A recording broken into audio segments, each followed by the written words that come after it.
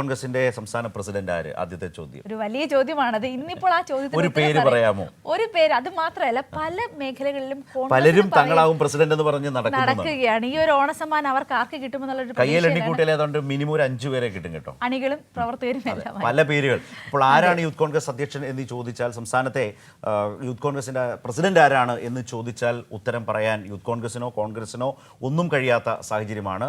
ആഴ്ചകളായി ഏതാണ്ട് ഒരു മാസത്തിലേക്ക് കടക്കുകയാണ്. വളരെ പ്രധാനപ്പെട്ട ഒരു പ്രതിസന്ധിയിലൂടെ, ഒരു സംഘടനാ പ്രതിസന്ധിയിലൂടെ പദവിയാണ് ഉത്തരം കിട്ടാനാവാതെ ഇന്ന് കേരളത്തിന് മുന്നിൽ ഒരു ചോദ്യചിഹ്നമായിട്ട് അവർ നിർത്തുന്നത്. അവർക്ക് പോലും ഉത്തരമില്ല എന്നുള്ളതാണ്. ശരി, അപ്പോൾ അതിന്റെ കൂടുതൽ വിശദാംശങ്ങളുമായി ഇപ്പോഴത്തെ അതിന്റെ ഒരു പൊസിഷൻ എന്താണ്, ആരൊക്കെയാണ് ഈ സ്ഥാനത്തിന് വേണ്ടി ആരെയൊക്കെ കൂട്ടുപിടിച്ച് ഏതൊക്കെ തരത്തിലുള്ള ഒരു ലോബിയിങ് ഗ്രൂപ്പ് പ്രവർത്തനം നടത്തുന്നു എന്നൊക്കെ ഓരോ നേതാക്കന്മാർക്കും പ്രിയപ്പെട്ടവർ ആര്, അപ്പോൾ ആരാണ് ഫൈനൽ റൗണ്ടിൽ ഇങ്ങനെ നിൽക്കുന്നത്, എന്തുകൊണ്ട് ഇത്രയൊക്കെ വൈകുന്നു എന്ന ചോദ്യം എല്ലാവരുടെയും ചോദ്യം അതാണ്. കാരണം ഒരു ക്രൈസിസ് പോയിന്റിൽ ഒരു സംഘടനയ്ക്ക് ഒന്നുകിൽ ഒരു ചുമതല കൊടുക്കണം, പ്രസിഡന്റ് ചുമതല ഒരാൾക്ക് കൊടുക്കണം, അല്ലെങ്കിൽ അടിയന്തരമായ ഇതൊന്നും ഉണ്ടായിട്ടില്ല എന്നുള്ളതാണ്. അപ്പോൾ നൃപ്പനാണ് നമ്മൾക്കൊപ്പം ചേർന്നുകൊണ്ട് വിശദാംശങ്ങൾ ഇപ്പോൾ കൂടുതലായി ഇതുമായി ബന്ധപ്പെട്ട് പറയാനുള്ളത് എന്നത് കൂടിയാണ് നമ്മൾ മനസ്സിലാക്കുന്നത്. ഗുഡ് മോർണിംഗ് ദാദാ നൃപ്പൻ. Good morning. Very good morning Sharath സിന്ദൂരി. തിരുവോണമൊക്കെ കഴിഞ്ഞ് അതിൻ്റെ ഒരു ക്ഷീണത്തിലാണോ നൃപ്പൻ? പക്ഷെ വാർത്ത നല്ല കടുപ്പമുള്ള വാർത്തയാണ് നൃപ്പൻ്റെ കസ്റ്റഡിയിലുള്ളത് ഇപ്പോൾ. തീർച്ചയായും നിങ്ങൾ രണ്ടുപേരും മുഖവരയായി പറയുന്നത് ഞാൻ കേട്ടുകൊണ്ടിരിക്കുകയായിരുന്നു. അപ്പോൾ ആരാകും എന്ന ചോദ്യം യൂത്ത് കോൺഗ്രസിൻ്റെ ഭാഗത്ത് മാത്രമല്ല കോൺഗ്രസിലും അത് സജീവമായി നിലനിൽക്കുന്നൊരു വിഷയമാണ്. യൂത്ത് കോൺഗ്രസിൻ്റെ അധ്യക്ഷ സ്ഥാനത്ത് നിന്ന് രാഹുൽ മാങ്കൂട്ടത്തിൽ തെറിച്ചത് കേരള രാഷ്ട്രീയത്തിൽ എപ്പോഴും ചർച്ച ചെയ്യുന്ന വിഷയമാണ്. അദ്ദേഹത്തെ സംബന്ധിച്ചിട്ടുള്ള കേസിലെ പ്രതിയാണ്. കേസിൻ്റെ അന്വേഷണം ഒരു ഭാഗത്ത് ക്രൈംബ്രാഞ്ച് ശക്തമായി തുടരുന്നു. അതിൻ്റെ തെളിവെടുപ്പുമായി ബന്ധപ്പെട്ട് മൊഴിയെടുപ്പുമായി ബന്ധപ്പെട്ട കാര്യങ്ങളുമായി മുൻപോട്ട് പോകുന്നു. മറുഭാഗത്ത് യൂത്ത് കോൺഗ്രസിന് ഒരു സംസ്ഥാന അധ്യക്ഷനെ തിരഞ്ഞെടുക്കാനാകുന്നില്ല എന്ന പ്രതിസന്ധിയാണ് ഏറ്റവും പുതിയ വാർത്ത. നേരത്തെ ശരത്ത് സൂചിപ്പിച്ചതുപോലെ പല പേരുകളുണ്ട്. ബിനു ചുള്ളിയിൽ കെ സി വേണുഗോപാലിൻ്റെ അടുത്ത അനുയായിയും സന്തത സഹചാരിയുമായ നേതാവാണ്. അദ്ദേഹത്തെ അന്ന് യൂത്ത് കോൺഗ്രസിൻ്റെ മത്സരം നടക്കുന്ന ഘട്ടത്തിൽ കെ സി ഇടപെട്ടാണ് മാറ്റി നിർത്തിയത്. അതിനുശേഷമാണ് അബിൻ വർക്കിയും ഒപ്പം തന്നെ രാഹുൽ മാങ്കൂട്ടത്തിലും തമ്മിലുള്ള മത്സരം നടന്നത്. ഒന്നാം സ്ഥാനത്ത് അത് വ്യാജ ഈ ID കാർഡൊക്കെ ഉണ്ടാക്കുന്നു. അത് കഴിഞ്ഞ് വിവാദങ്ങളൊക്കെ കൈരളി ന്യൂസ് പുറത്തു കൊണ്ടുവന്നതാണ്. അത് കഴിഞ്ഞിട്ട് അബിൻ വർക്കിയായിരുന്നു രണ്ടാം സ്ഥാനത്തേക്ക് വന്നത്. ഇപ്പോൾ നിലവിൽ യൂത്ത് കോൺഗ്രസിൻ്റെ വൈസ് പ്രസിഡന്റാണ്. അതുകൊണ്ട് അബിനാണ് സാധ്യത ആദ്യ ഘട്ടത്തിൽ കൽപ്പിച്ചിരുന്നത്. പക്ഷേ ബിനു ചുള്ളിയിൽ ഇപ്പോൾ യൂത്ത് കോൺഗ്രസിൻ്റെ ദേശീയ സെക്രട്ടറിയാണ്. അദ്ദേഹത്തെ ആ പദവിയിലേക്ക് കൊണ്ടുവരണം എന്ന നിലപാട് ഒരു വിഭാഗം നേതാക്കൾ മുന്നോട്ട് വയ്ക്കുന്നുണ്ട്. പകരം പറയുന്ന എ വിഭാഗം ശക്തമായി മുന്നോട്ട് വയ്ക്കുന്നു. ഇപ്പോൾ എ വിഭാഗം എന്ന് പറഞ്ഞാൽ ഔദ്യോഗികമായൊരു എ വിഭാഗം ഇപ്പോൾ കേരളത്തിൽ രാഷ്ട്രീയത്തിലില്ല. പക്ഷേ മെജോറിറ്റി വരുന്ന എ വിഭാഗം മുന്നോട്ട് വയ്ക്കുന്നത് KM അഭിജിത്തിനെയാണ്. യൂത്ത് കോൺഗ്രസിൻ്റെ KSUവിൻ്റെ സംസ്ഥാന പ്രസിഡൻ്റായിരുന്നു. അതിനുശേഷം അദ്ദേഹത്തിന് മറ്റ് ഭാരവാഹിത്വമൊന്നും ലഭിച്ചിട്ടില്ല. അദ്ദേഹത്തെ ഈ ബിനു ചുള്ളിയലിനെ ദേശീയ സെക്രട്ടറി ആയപ്പോൾ ആ സ്ഥാനത്തേക്ക് പരിഗണിച്ചിരുന്നത് KM അഭിജിത്ത് വരുമെന്നായിരുന്നു എ വിഭാഗം നേതാക്കൾ പറഞ്ഞത്. അവിടെയും അഭിജിത്തിനെ വെട്ടിമാറ്റിയാണ് ബിനു ചുള്ളിയിൽ ദേശീയ സെക്രട്ടറി ആകുന്നത്. അപ്പോൾ KM അഭിജിത്തിനെ സംബന്ധിച്ചിടത്തോളം എ വിഭാഗം ശക്തമായി മുന്നോട്ട് വയ്ക്കുന്ന ഒരു നേതാവാണ്. OJ ജനീഷ് ഒപ്പം തന്നെ പറഞ്ഞു കേൾക്കുന്ന പേരാണ്. OJ ജനീഷിന് വേണ്ടി വാദിക്കുന്നത് ഷാഫി പറമ്പിലാണ്. അപ്പോൾ ഷാഫി പറമ്പിൽ VD സതീശൻ ആ ഗ്രൂപ്പിന് ഇപ്പോൾ യൂത്ത് കോൺഗ്രസിൻ്റെ സംസ്ഥാന ഭാരവാഹിയെ നിശ്ചയിക്കുന്നതിൽ വല്ലാത്ത തരത്തിലുള്ള ഒരു ആർജവമോ സേയോ ഇല്ല. കാരണം എന്ന് പറഞ്ഞാൽ വിവാദത്തിലാണ് രാഹുൽ മാങ്കൂട്ടത്തിൽ അതുമായി ബന്ധപ്പെട്ട് നിൽക്കുന്നത്. അതുകൊണ്ട് ഇത്തരത്തിൽ ഇനിയൊരു നേതാവിനെ മുന്നോട്ട് വെച്ചാൽ ശക്തമായി അംഗീകരിക്കാനുള്ള സാധ്യത കുറവാണ്. VP ദുൽക്കിഫിൽ ആണ് മറ്റൊരു പേര്. അദ്ദേഹം കോഴിക്കോടിൻ്റെ ജില്ലാ പ്രസിഡന്റ് ഒപ്പം തന്നെ സംസ്ഥാന ജനറൽ സെക്രട്ടറിയായി പ്രവർത്തിക്കുന്ന നേതാവാണ്. അങ്ങനെ ഞാൻ പറഞ്ഞ പേരുകൾ പരിശോധിച്ചാൽ Binu ചുള്ളിയൽ, KM Abhijith, Abin Varkey, OJ Janeesh, VP Dulkifil, ഇത്രയും പേരുകളാണ് പറഞ്ഞു കേൾക്കുന്ന പേര്. ഒന്ന് രണ്ട് കാര്യങ്ങൾ. ഒന്നാമത് ഇവരിൽ ആര് പ്രസിഡന്റായി വന്നാലും യൂത്ത് കോൺഗ്രസ് എന്ന ആ യുവജന സംഘടന ഇന്ന് കേരളത്തിൽ നേരിടുന്ന നിരവധി ചോദ്യങ്ങളുണ്ട്, നിരവധി വിമർശനങ്ങളുണ്ട്. അതിനെ മുൻപ് നയിച്ച അതിൻ്റെ സംസ്ഥാന അധ്യക്ഷൻ എന്ന നിലയ്ക്ക് രാഹുൽ മാങ്കൂട്ടം കൂടി ആ നേതൃത്വം ഷാഫിയുടെ ഒരു അനുഗ്രഹാശിസുകളോടെ, VD സതീശൻ്റെ അനുഗ്രഹാശിസുകളോടെ രാഹുലിൻ്റെ ആ നേതൃത്വം ആ സംഘടനയെ നയിച്ചതിലൂടെ സംഭവിച്ച നിരവധി വിമർശനങ്ങളാണ്. സാമ്പത്തിക തട്ടിപ്പ് അടക്കമുള്ള ഗുരുതര വിമർശനങ്ങൾ, ആരോപണങ്ങൾ നേരിടുന്ന ഒരു കാലമാണ്. ഇവിടെ വിമലിൻ്റെ ഏറ്റവും ശക്തമായ ഒരു കമൻറ്റ് കൂടി ഞാനൊന്ന് വായിക്കാം നൃപ്പൻ. വിമൽ എഴുതുന്നത്, യൂത്ത് കോൺഗ്രസ് പ്രസിഡന്റ് OLXൽ പരസ്യം ചെയ്തു എന്നാണ് അറിയുന്നത് എന്നാണ് വിമൽ പറയുന്നത്. ദേശീയ സെക്രട്ടറി OLXൽ പരസ്യം കൊടുക്കാനാണോ കേരളത്തിൽ വന്നതെന്നും വേണമെങ്കിൽ ഈ ചോദിക്കുന്നതിനകത്തുണ്ട്. ഇവിടെ ഉണ്ടല്ലോ യൂത്ത് കോൺഗ്രസിൻ്റെ ദേശീയ സെക്രട്ടറി, എന്നിട്ടും തീരുമാനം മാത്രം ഉണ്ടാവുന്നില്ല. OLXൽ പരസ്യം കൊടുത്തോ പ്രേക്ഷകർ പറയും പോലെ? തീർച്ചയായും അത് ഈ സോഷ്യൽ മീഡിയയിൽ നമ്മുടെ പ്രേക്ഷകർ പറയുന്നത് പോലെ വലിയ തരത്തിലുള്ള ട്രോളാണ്. കാരണം യൂത്ത് കോൺഗ്രസിൻ്റെ ഭാരവാഹികളെ അവരുടെ ദേശീയ നേതൃത്വം കേരളത്തിലുണ്ടായി പല നേതാക്കളുമായി ചർച്ച നടത്തുന്നുണ്ട്. മുതിർന്ന നേതാക്കൾ, കോൺഗ്രസ് നേതാക്കൾ ഇക്കാര്യത്തിൽ വിവിധ അഭിപ്രായങ്ങൾ പറയുന്നുണ്ട്.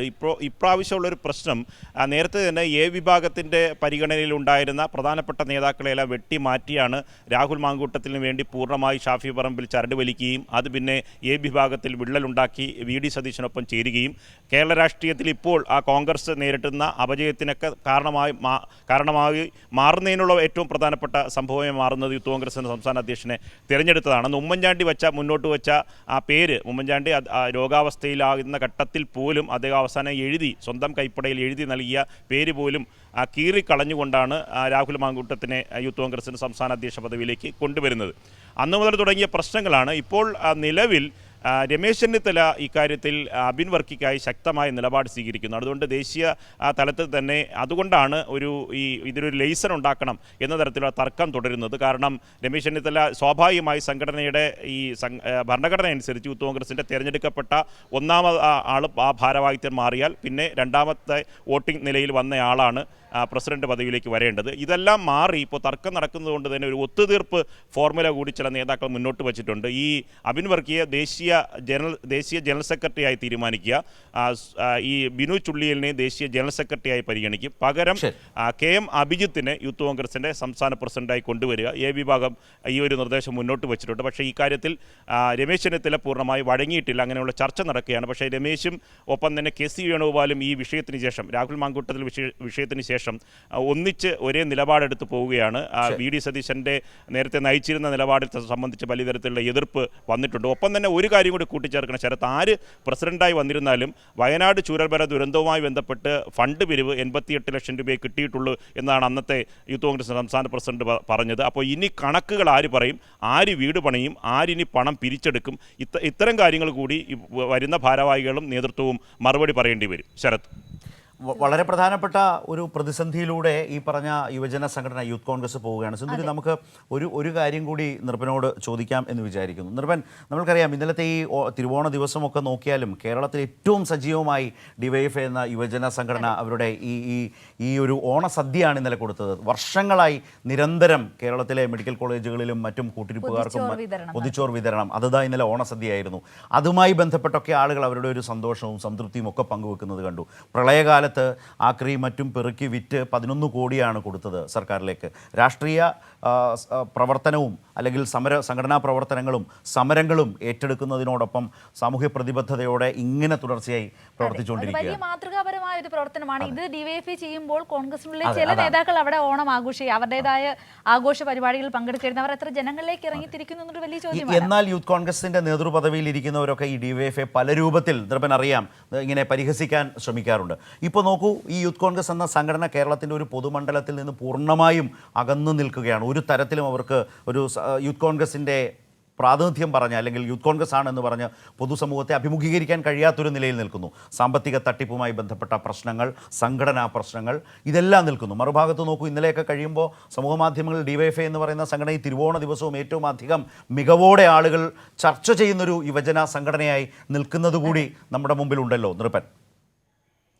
തീർച്ചയായും അത് ജനങ്ങൾ ഈ പറയുന്ന ഈ ഓണക്കാലത്ത് അത് കൂടുതൽ ചർച്ച ചെയ്യപ്പെടുന്നുണ്ട്. കാരണം ശരത്ത് പറഞ്ഞ നേരത്തെ തന്നെ ഡിവൈഎഫ്ഐ തുടർച്ചയായി ഇപ്പോൾ ഓണക്കാലത്ത് തിരുവോണ ദിവസം പോലും എല്ലാവരും ഈ ഇലയിട്ട് വീട്ടിലിരുന്ന് സദ്യ ഉണ്ണുന്ന ഘട്ടത്തിൽ ഡിവൈഎഫ്ഐ പ്രവർത്തകർ പൊതിച്ചോറ് കളക്ട് ചെയ്യുന്നതിന് വേണ്ടി ആ ദിവസവും വീട് വീടാന്തരം തലേ ദിവസം പോയി പറഞ്ഞ് 3 വട്ടം ആ വീട്ടിൽ പോയി അന്നും പോയി ആ പൊതിച്ചോറ് കളക്ട് ചെയ്ത് സ്വരൂപിച്ച ശേഷം തിരുവനന്തപുരം മെഡിക്കൽ കോളേജിലും എല്ലാ ജില്ലാ ആശുപത്രിയിലും ഭക്ഷണം കൊടുക്കുകയാണ്. ആ ദിവസവും ഡിവൈഎഫ്ഐക്കാർ കർമ്മനിരതരായി ഈ സജീവമായുണ്ട്. ഒപ്പം തന്നെ ഈ വയനാട് ചൂരൽമല ദുരന്തവുമായി ബന്ധപ്പെട്ട് ഡിവൈഎഫ്ഐ 20 കോടി രൂപ പിരിച്ചു നൽകി.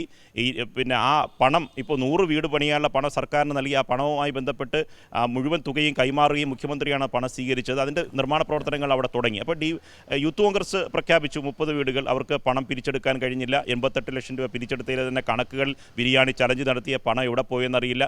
അപ്പോഴും അവരുടെ യൂത്ത് കോൺഗ്രസിൻ്റെ സംസ്ഥാന പ്രസിഡന്റ് ഇത്തരം വിവാദങ്ങളിൽപ്പെട്ട് കേസുകളിൽപ്പെട്ട് പ്രതിയായി നിൽക്കുന്നു. യൂത്ത് കോൺഗ്രസിൻ്റെ സംസ്ഥാന ഭാരവാഹിയെ തിരഞ്ഞെടുക്കാൻ കഴിയുന്നില്ല.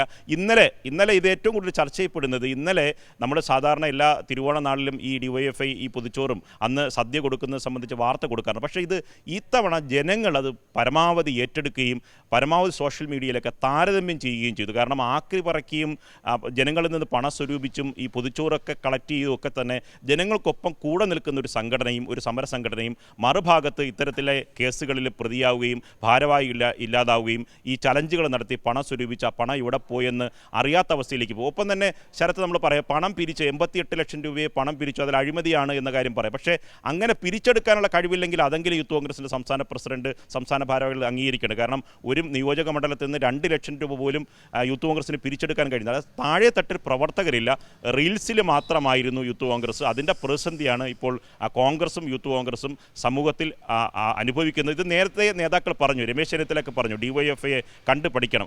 ആ രമേശ് ചെന്നിത്തലയെ പോലും തള്ളിപ്പറഞ്ഞുകൊണ്ട് വളരെ മോശമായ പദപ്രയോഗങ്ങളാണ് യൂത്ത് കോൺഗ്രസിൻ്റെ സംസ്ഥാന പ്രസിഡന്റായിരുന്ന രാഹുൽ മാങ്കൂട്ടത്തിൽ നടത്തിയത്.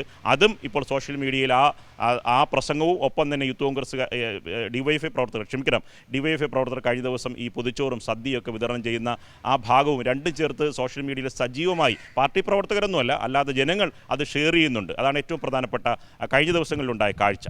ശരത്. റൈറ്റ്.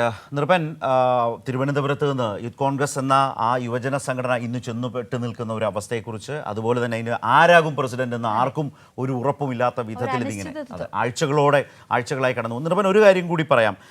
ഏറ്റവും ഇപ്പോൾ യൂത്ത് കോൺഗ്രസ് നേതാക്കളോടൊക്കെ സംസാരിക്കുമ്പോൾ അവർ പറയുന്നൊരു കാര്യം, അവരുടെ യൂത്ത് കോൺഗ്രസ് ദേശീയ അധ്യക്ഷൻ ഇപ്പോൾ ബീഹാറിലായിരുന്നു. ബീഹാറിൽ രാഹുലിൻ്റെയും ഇന്ത്യ മുന്നണി സഖ്യത്തിൻ്റെയും തേജസ്വിയുടെയും ഇടതു പാർട്ടികളുടെയും ഒക്കെ നേതൃത്വത്തിൽ നടന്ന വലിയ പരിപാടിയുണ്ട്, പ്രതിപക്ഷ പരിപാടി, മഹാറാലി ഉണ്ടായിരുന്നു. ആ ന്യായം പറഞ്ഞാണ് ഇവിടെ. ഇപ്പോൾ അത് കഴിഞ്ഞിട്ട് ദിവസങ്ങൾ എത്രയോ ആയി. മാത്രവുമല്ല, ഇത്തരമൊരു അടിയന്തര സാഹചര്യത്തിൽ ഒരു താൽക്കാലിക ചുമതല കൊടുത്തുകൂടെ?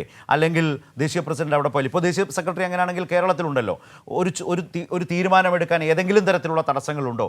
അപ്പോൾ പിന്നെ യൂത്ത് കോൺഗ്രസ് നേതാക്കൾ പറയുന്ന ഈ ഭാഷ്യമല്ല യാഥാർത്ഥ്യം എന്നത് കൂടുതൽ വ്യക്തമാകുന്നു എന്നാണോ? ഇത് വൈകുന്തോറും, തീരുമാനം വൈകുന്തോറും?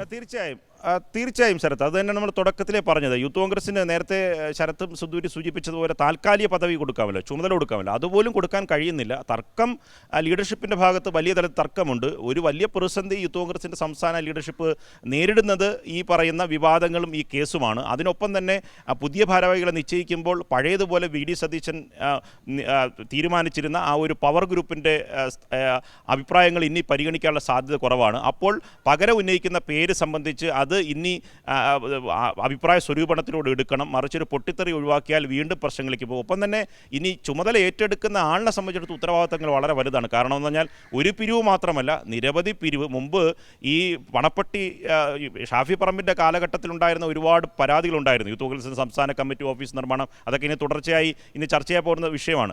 അതിൻ്റെ പണപ്പെട്ടി പണം ഉണ്ടായിരുന്നോ ഇല്ലായിരുന്നോ, കണക്കുകൾ ഉണ്ടായിരുന്നു എന്ന് അറിയില്ല. അത് നേരിട്ട് സ്വന്തം അനുയായിയുടെ കൈമാറുകയായിരുന്നു. അതുകൊണ്ട് കണക്കുകൾ പരിശോധിക്കപ്പെടാനുള്ള സാധ്യത കുറവാണ്. ഇനി പുതിയൊരു ഭാരവാഹികൾ വരുമ്പോൾ യൂത്ത് കോൺഗ്രസിൻ്റെ സംസ്ഥാന കമ്മിറ്റി പിരിച്ചെടുത്ത പണം, പിരിവുമായി ബന്ധപ്പെട്ട കുഴപ്പങ്ങൾ, ഇതിൻ്റെ അഴിമതി, ഒപ്പം തന്നെ വിവിധ ഫണ്ടുകളെ സംബന്ധിച്ചുള്ള ക്രമക്കേട്, ഇതെല്ലാം ചർച്ച ചെയ്യപ്പെടും. അതുകൊണ്ട് ഈ ഒരു ഉത്തരവാദിത്വം കൊടുക്കുമ്പോൾ ഇനിയെങ്കിലും കാര്യക്ഷമമാകണം എന്നതാണ് രമേശ് ചെന്നിത്തല മുന്നോട്ട് വയ്ക്കുന്ന കാര്യം. പക്ഷേ അത് മാത്രമല്ല, ഗ്രൂപ്പ് അടിസ്ഥാനത്തിലുള്ള വടവലി ശക്തമാകുമ്പോഴാണ് യൂത്ത് കോൺഗ്രസിൻ്റെ അഖിലേന്ത്യാ നേതൃത്വം ഏറെക്കുറെ പ്രതിസന്ധിയിലാണ്. കാരണം അവർക്കൊരു തീരുമാനം എടുക്കാൻ കഴിയുന്നില്ല എന്നതാണ്. അതുകൊണ്ടാണ് നേതാക്കളെ, ഇപ്പോൾ കോൺഗ്രസ് നേതാക്കളെ ആശ്രയിച്ചുകൊണ്ടിരിക്കുന്നത് അവർ. ശരി നൃപൻ, വിശദമായി തന്നെ അത് യൂത്ത് കോൺഗ്രസുമായി ബന്ധപ്പെട്ട്, കോൺഗ്രസ് രാഷ്ട്രീയവുമായി ബന്ധപ്പെട്ട് നിൽക്കുന്ന ഈ കാര്യങ്ങളൊക്കെ സൂചിപ്പിച്ചു. ശരി നൃപൻ, താങ്ക് യു.